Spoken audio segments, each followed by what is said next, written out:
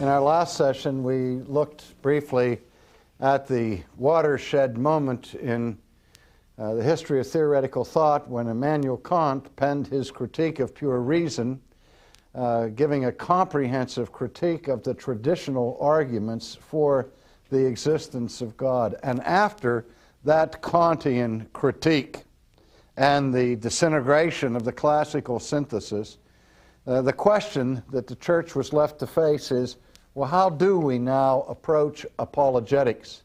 How can we legitimately make a case for God without falling into the trap of the problems posed by Kant? And frankly, there were several different approaches to this. One of the main ones was what I've already defined as fideism, where people try to just leap over the ditch or jump over the wall or go around it, dig under it, through faith, saying, no, we can't argue convincingly for the existence of God. This is something that you just have to take on faith. And that's the way not only many theologians have gone, but also many Christians have said to people when they raise objections to their personal faith, you know, why do you believe what you believe? And they say, well, you just have to take it by faith. And some even go so far as to say you have to take a leap of faith into the darkness and hope that there's somebody out there that will catch you.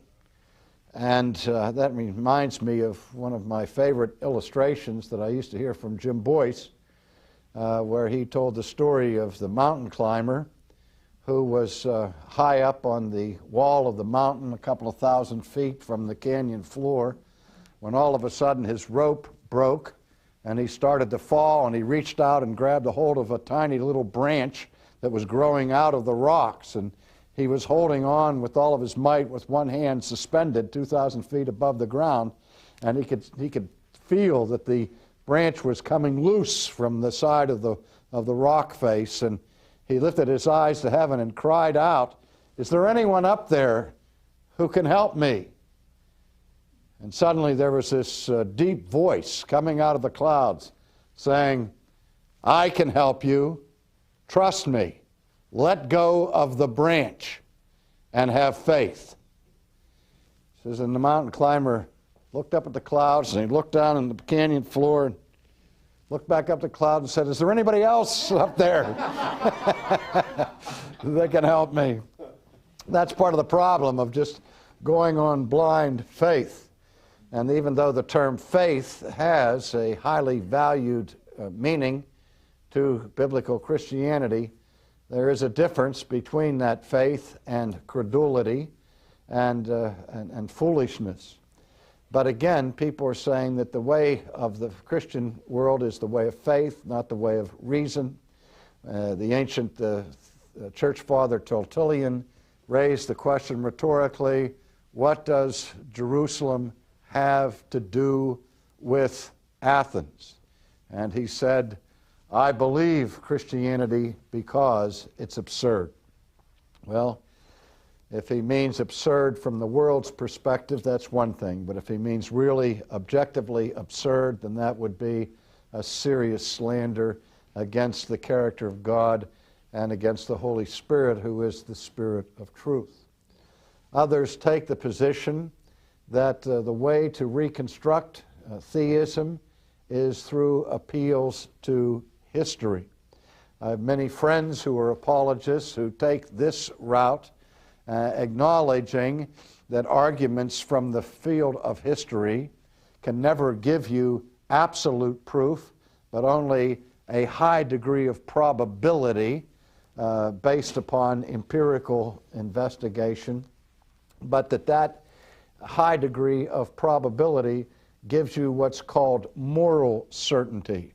My friend John Warwick Montgomery, for example, prefers this way of arguing from history, and particularly from the historical Jesus back to the existence of God, and saying that the arguments from biblical history may not give you formal certainty such as is found in logical deduction, but certainly is evidential to such a degree that it leaves the person without any moral escape hatch.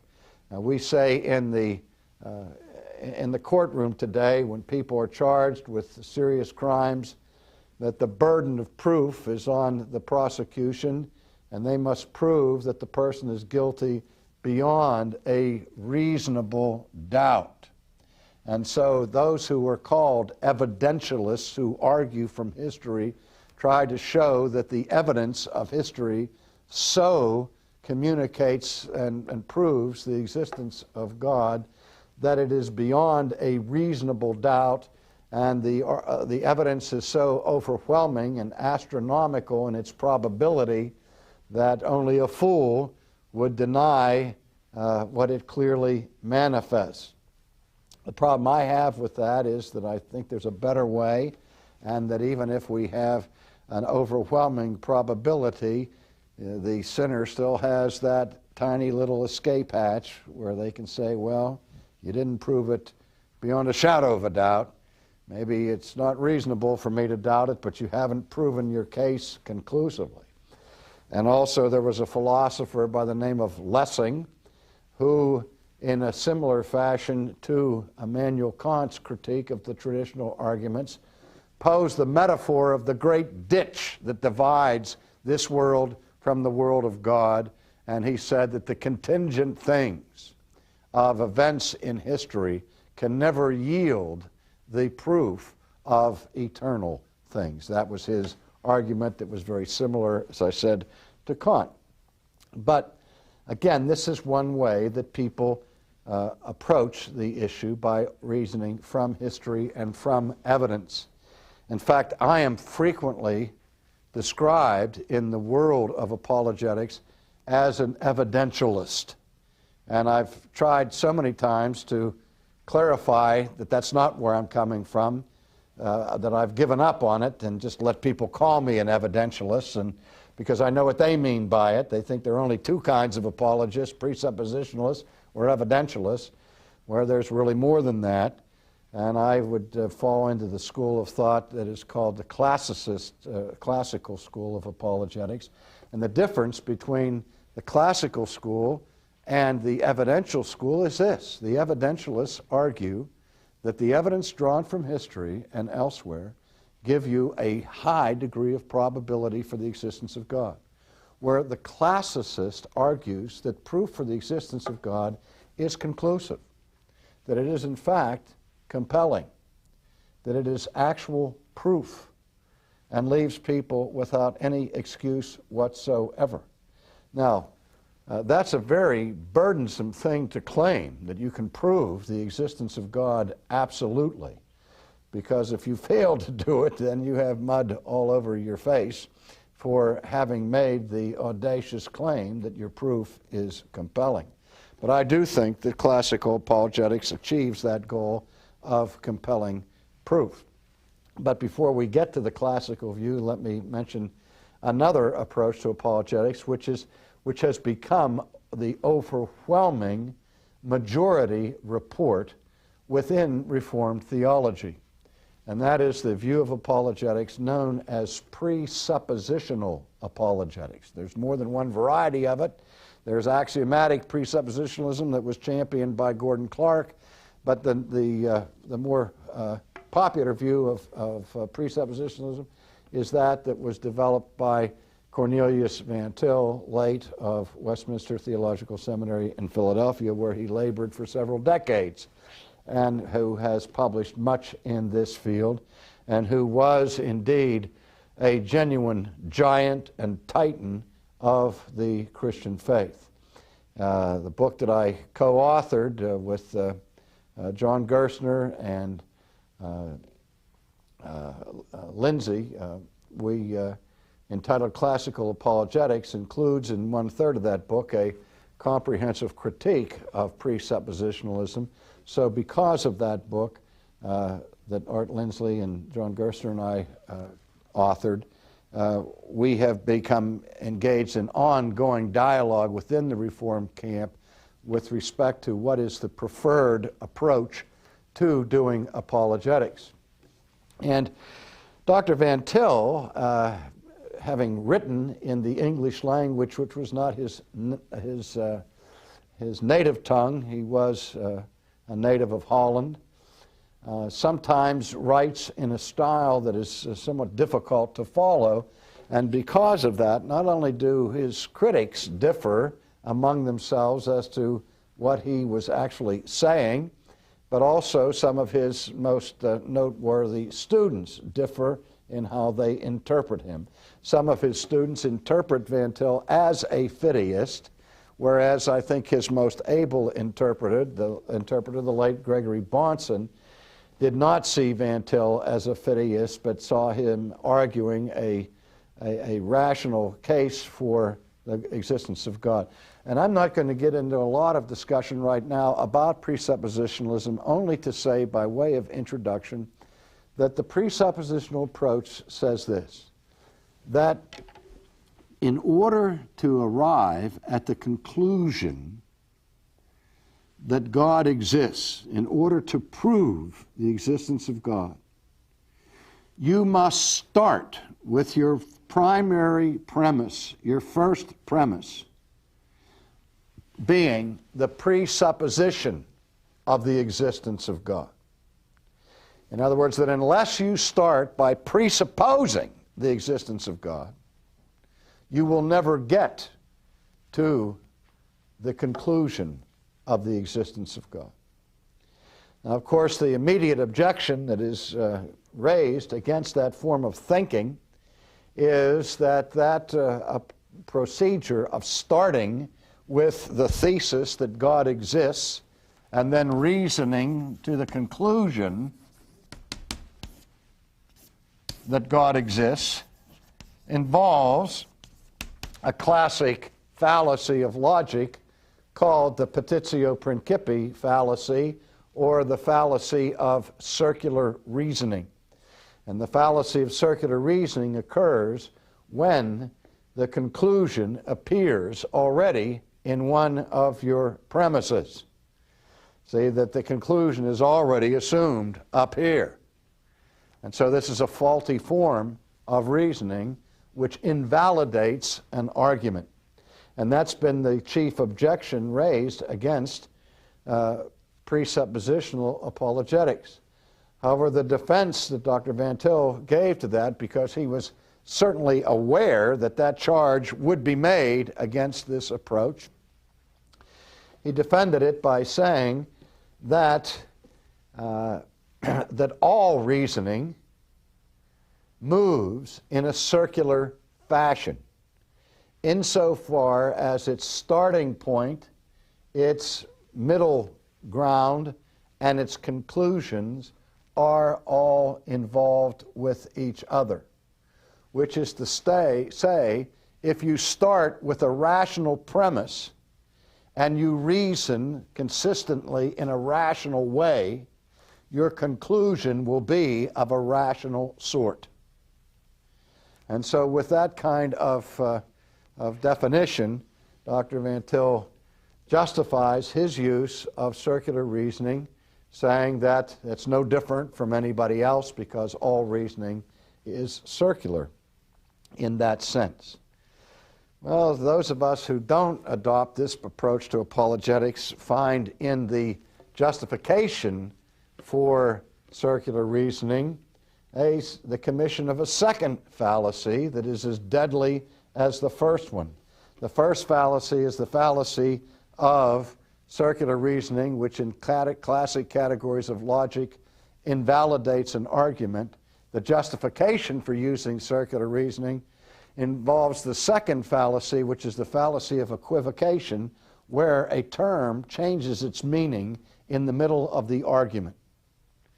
When he justifies circular reasoning by saying that all reasoning is circular in the sense that its starting point and its conclusion are of the similar sort, that's not what is meant by circular reasoning. We've all understood that a rational argument, if it's going to be rational, must be consistently rational throughout. And why call that a circle when in fact it's linear?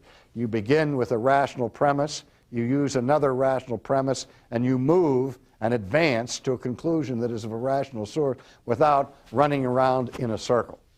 Now, granted, there is a presupposition in rational argument, the presupposition of reason, the presupposition of the law of non-contradiction, the presupposition of causality, and the other presuppositions that I've been setting before you in this class, including the basic reliability of sense perception and the analogical use of language. Now, those who defend Dr. Van Til here, like Greg Bahnsen, are saying really what Van Til is getting at here is something a little deeper than a superficial exercise in circular reasoning. What he's saying is that if you want to assume rationality, to even assume rationality involves you, out of necessity, of presupposing the existence of God. Because without God, there is no foundation for rationality. There's no foundation for trusting the law of causality. There's no foundation for trusting the basic reliability of sense perception. And so even though you don't admit it, when you advocate reason, you are already assuming the ground of that reason, which is God himself. So let's just be open and above board and say anybody who presupposes rationality is therefore presupposing the existence of God, and they're simply disguising that. And so I feel the weight of that, because we certainly agree as classicists that it is true that if rationality is to be meaningful, and if these presuppositions of epistemology that I'm talking about are sound, then they scream for the existence of God. But that's exactly what classical apologetics is trying to prove, that if you want to be rational, you've got to affirm the existence of God, because the very reason that you're presupposing demands the existence of God. But we have to show people that, and we don't think it's a good strategy to muddle the argument by saying, well, you have to start with the existence of God in your premise, in your argument, in order to approve it. Because then the other guy says, well, I'm going to start without the premise of God, and I'm going to end up in meaninglessness. Okay? And now what you have is a tie. And as they say, that's like kissing your sister. And we're not interested in that kind of experience. So the biggest objection that I have, frankly, besides these logical errors to presuppositionalism, is that nobody starts with God except God. You can't start in your mind with God, the knowledge of God, unless you're God. Where we say you start is with self-consciousness. And from self-consciousness, you move to the existence of God. You don't start with God consciousness and move to the existence of the self. By necessity, human beings thinking with human minds must start with where they are, with their brain. Now, the objection that comes to that is that we are capitulating to secular pagan ideas of thought. I remember debating this point with one of the advocates of presuppositionalism in a public meeting almost 30 years ago, where this particular professor was very exercised when I said that you have to start with self-consciousness.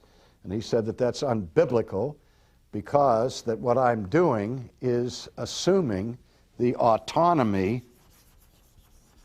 of the self rather than the sovereignty of God, and that this is exactly what Adam and Eve did in the Garden of Eden when they rebelled against God, and that it is a sinful, fallen, corrupt way to start reasoning by beginning with the self rather than with God. And I said to him, I would certainly agree that if my first supposition, my primary premise in reasoning was the autonomy of myself, that I would be guilty of everything you say, that I would be indeed already embracing paganism, and I could only end up, if I were indeed consistent with the deification of the self and the rejection of God. But I said we don't start with the autonomy of the self, but simply the consciousness of the self. And I reminded my friend that Augustine himself said that with self-consciousness always comes immediately an awareness of finitude. That the moment that you're aware of yourself as a self, you know you're not God. And that's what Calvin argued at the same time. And I'm saying that the idea of autonomy, where you're a law unto yourself, is not contained in the idea of self-consciousness. If it were, it would indeed be sinful to start at that point. But what we're saying is that the beginning with self-consciousness is a given to creatureliness. It's the only place any self can start with their thinking. You cannot start in your mind with his thought, or with my thought, or with God's thought. The only thing you start with is your own self-awareness, and from there you move, because you are a self, and you will soon discover that you are not autonomous at all. And that's what we're saying, that if you begin with self-consciousness and you reason correctly, so far from ending in autonomy, you will in fact end by necessarily affirming the existence of God. Well, again, that's just a very brief overview, because this dialogue goes on and on and on, and we've had several discussions among ourselves, and this is an intramural debate among Reformed thinkers who, apart from this approach to apologetics, agree on basically all the doctrines of the Reformed faith, but disagree on what is the proper way to proceed strategically and theologically in our defense of God. The fear among presuppositionalists is that in arguing rationally and empirically, that we give too much away to the pagan world. And of course, the fear of the classicists for the presuppositionists is they give too much away. They give the pagan an excuse for not believing in the existence of God, because the pagan can see that their approach violates principles of rationality. But one thing we all agree on is that the construction of the existence of God is certainly the most important single premise in the building of a person's life and worldview. And that we know that what the pagan does, according to Romans 1, is that the first lie that he embraces is the denial of the eternal power and deity of God. And then his mind becomes darkened, and the more brilliant he is, the further away he moves from that first awareness of God that he gets in nature. And so we all agree in the supreme importance of establishing early on in our apologetic the existence of God. That's the first thing that has to be established. We agree that God is first in the order of being, obviously. But the disagreement is what comes first in the process of knowing. We say God is first in the order of being, but not first in the order of knowing. And in our next class, I will begin to demonstrate how classical apologetics constructs its case for the existence of God.